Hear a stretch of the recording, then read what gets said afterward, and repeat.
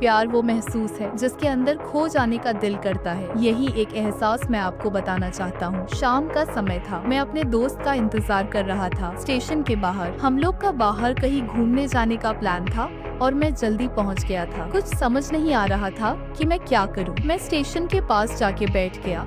तभी कुछ ऐसा हुआ कि मेरी जिंदगी एक अलग मोड़ लेने वाली थी। स्टेशन की तरफ मैं देख रहा था कि मेरा दोस्त आया कि नहीं। तभी अचानक से मेरी नजर एक लड़की पर पड़ी। वो जो वक्त था, मैं पूरी तरह कुछ देर के लिए थम सा गया था। मैं सब भूल गया था कि मैं कहाँ हूँ, क्यों हूँ। बस मेरी आंखें उस लड़की की तरफ से हट ही नहीं रही थी और इस तरह से मैं उसे देखता ही जा रहा था। उसकी मासूम चेहरा, उसकी छोटी छोटी आँखें, उसके मासूम सा चेहरे पे वो मासूम सी उसकी हंसी, जैसे मानो कोई परी हो वो।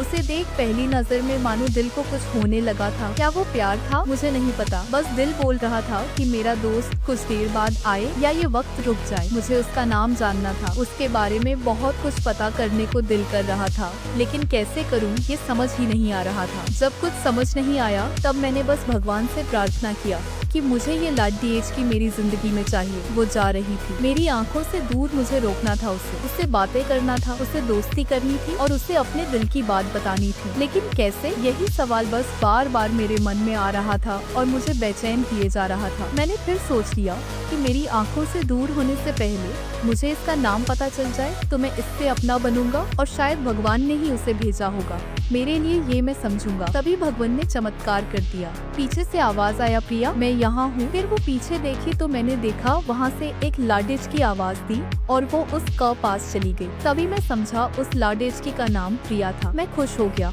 और उस लाडेज की को मन किया जाके धन्यवाद बोल दूं, क्योंकि उसी के वजह से मुझे उसका नाम पता चला। बस तभी मैंने ठान ली अब उसे अपना बनाना है, उसे अपनी जिंदगी में लाना है। फिर तभी मैं उसके पीछे जाने लगा कि अचानक ही पीछे से एक हाथ आया। पीछे देखा तो दोस्त आ गया था। अब मैं क्या करूं समझ नहीं आ रहा था।